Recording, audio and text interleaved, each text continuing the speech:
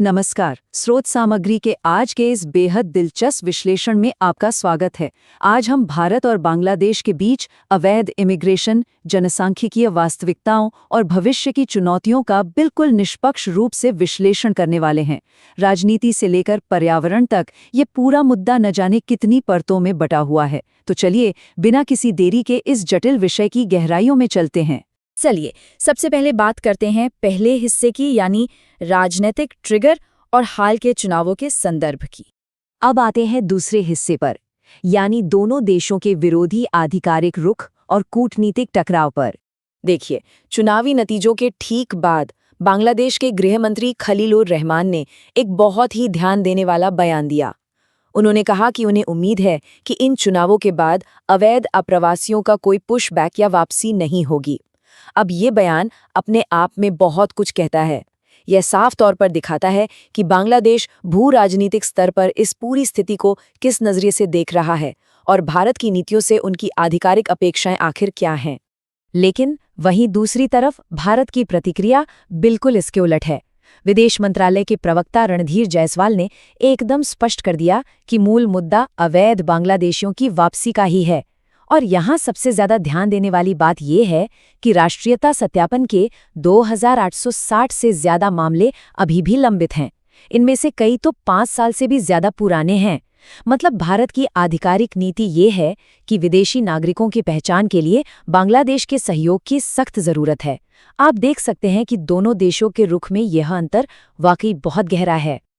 और ये विरोधाभास हमें हमारे तीसरे और बहुत ही अहम बिंदु की तरफ ले जाता है, संख्या और पैमाना, यानी जनसांख्यिकीय डेटा का विश्लेषण।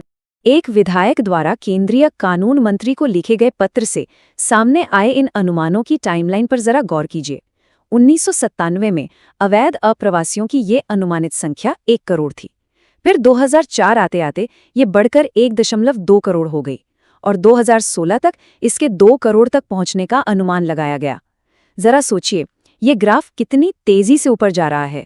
ये आंकड़े इस आबादी के बढ़ने की रफ्तार को बहुत ही स्पष्ट रूप से हमारे सामने रखते हैं। अब 2 करोड़ सुनने में शायद सिर्फ एक नंबर लगे है ना, तो चलिए इसे एक अलग नजरिए से देखते हैं। स्वीडन जैसे एक पूरे यूरोपीय देश की कुल आबादी ही 1 करोड़ है। जी हाँ, इसका मतलब है कि यह अनुमानित संख्या स्वीडन की पूरी आबादी से 2 गुनी है। इस विशाल पैमाने को समझे बिना हम इस समस्या की असली गहराई का अंदाजा लगा ही नहीं सकते। चलिए, अब आगे बढ़ते हैं अपने चौथे हिस्से की ओर, निर्वासन की चुनौती और कुछ दिलचस्प अंतर्राष्ट्रीय तुलनाएं। इस पूरी बहस को बिल्कुल निष्पक्ष रखने के लिए हम सीधे डेटा पर नजर डालेंगे। संयुक्त राज्य अमेरिका में अवैध अप्रवासियों की अनुमानित संख्या करीब 1.1 करोड़ यानी 11 मिलियन है। इसके ठीक विपरीत भारत में ये अनुमान लगभग 2 करोड़ यानी 20 मिलियन का है। ये देखना सच में चौंकाने वाला है कि भारत जिस अनुमानित संख्या का सामना कर रहा है वो अमेरिका जैसे एक महाशक्ति देश के आंकड़े से लगभग दोगुनी है। अब जरा इस विशाल आंकड़े को देखिए, 300 से 900 बिलियन डॉलर। ये उस भारी भरकम वित्तीय बोझ को दर्शाता है जो इस तरह की नीतियों के साथ आता है।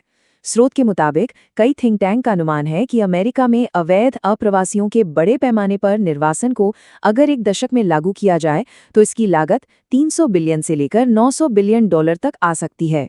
इससे एक बात तो साफ है कि निर्वासन सिर्फ एक नीति बनाकर लागू कर देने वाला फैसला नहीं है, बल्कि ये एक बेहद महंगी और आर्थिक रूप से जटिल प्रक्रिया है।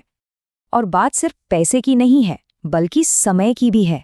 चलिए अमेरिका की इमिग्रेशन एजेंसी का ही उदाहरण ले लेते हैं। डोनाल्ड ट्रंप के प्रशासन के दौरान कड़े से कड़े प्रयासों के बावजूद लगभग 15 महीनों के समय में करीब 540,000 व्यक्तियों को ही निर्वासित किया जा सका। बेशक ये एक बड़ी संख्या है, लेकिन 11 करोड़ के कुल लक्ष्य के सामने ये एक बहुत ही धीमी तार्किक गति है। अमेरिका जैसे देश में जहां जनसंख्या घनत्व कम है और डेटा बेहतर ढंग से मॉनिटर होता है, वहां भी ये काम कितना मुश्किल और धीमा है, ये हमारे लिए एक बहुत बड़ा विश्लेषणात्मक बेंचमार्क है। तो आखिर ये प्रक्रिया इतनी धीमी क्यों है? क्योंकि ये रातों रात होने वाला कोई जादू नहीं है। ये एक बेहद जटिल, कई चरणों वाला कानूनी ढांचा है। सबसे पहले व्यक्तियों को डिटेंशन कैंप ले जाना पड़ता है, फिर मेजबान देश उनका सत्यापन करता है, उसके बाद मूल देश द्वारा नागरिकता की पुष्टि होती है और तब जाकर कहीं कानूनी निर्वासन संभव हो पाता है। और जैसा कि हमने शुरुआत में ही देखा था, भारत में ऐसे हजारों सत्यापन मामले सालों से लंबित पड़े हैं। अब रुख करते हैं हमारे 5वें हिस्से का, भविष्य के पर्यावरणीय कारक और आगे की राह। आने वाले दशकों में भारतीय उपमहाद्वीप को कुछ बहुत ही गंभीर पर्यावरणीय संकटों का सामना करना पड़ सकता है। लगातार बढ़ती हीट वेव्स, सूखती नदियां और पानी की भयंकर कमी, और इन सबसे ऊपर जलवायु परिवर्तन के कारण बांग्लादेश के तटीय क्षेत्रों में तेजी से हो रहा भूमि का नुकसान। ये सारे कारक मिलकर आने वाले समय में अप्रवासियों की लहर को और भी तेज कर सकते हैं, और यही वजह है कि भविष्य में उपग्रहों और सुरक्षा बलों के जरिए सीमाओं की सख्त निगरानी पहले से कहीं ज्यादा जरूरी हो जाएगी। तो चलिए अब देखते हैं कि ये सब कैसे हमारी आर्थिक वास्तविकताओं से जुड़ता है। हमारा छठा और आखिरी हिस्सा, जॉब मार्केट के लिए अपस्किलिंग। देखिए, जब एक तरफ बढ़ती आबादी के कारण राष्ट्रीय संसाधनों पर भारी दबाव पड़ता है, तो दूसरी तरफ जॉब मार्केट भी बेहद प्रतिस्पर्धी हो जाता है।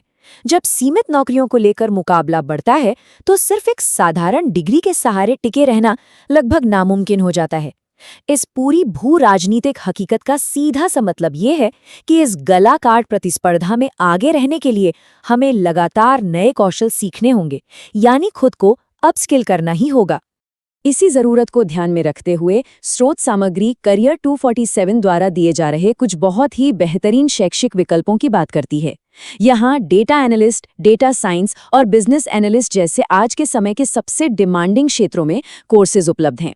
और सबसे अच्छी बात यह है कि इन प्रोग्राम्स में IBM और NASSCOM जैसे प्रतिष्ठित वैश्विक संगठनों के सर्टिफिकेशन शामिल हैं, जो किसी भी रेज्यूमे को बाकियों से बिल्कुल अलग खड़ा कर सकते हैं।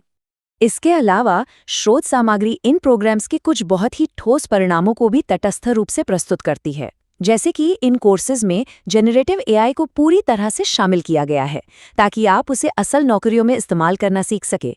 इनका एक बड़ा लक्ष्य है हर कैंडिडेट के लिए कम से कम 3 इंटरव्यू पक्के करना, और आंकड़े बताते हैं कि हाल ही में इसके जरिए 100 से ज्यादा लोगों को प्लेसमेंट मिल चुका है। अगर आप इसमें दिलचस्पी रखते हैं तो स्रोत में एक डिस्काउंट कोड PD10 का भी जिक्र किया गया है, जिसका आप फायदा उठा सकते हैं। तो अपस्किलिंग की इन व्यक्तिगत वास्तविकताओं से अब वापस उसी बड़े सवाल पर लौटते हैं। जनसांख्यिकीय दबाव, निर्वासन की महंगी और लंबी प्रक्रियाएं और सिर पर मंडराता जलवायु परिवर्तन का खतरा। इन सबको देखते हुए सबसे बड़ा सवाल यही है कि कूटनीतिक बातचीत की मेज पर अब दोनों देश क्या दृष्टिकोण अपनाएंगे।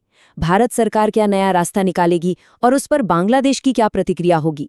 यही तय करेगा कि आने वाले समय में हमारे उपमहाद्वीप का भविष्य कैसा होगा। स्रोत सामग्री के इस विश्लेषण में हमारे साथ बने रहने के लिए आपका बहुत बहुत धन्यवाद। सीखते रहिए और ऐसी ही महत्वपूर्ण जानकारियों के लिए हमारे साथ जुड़े रहिए।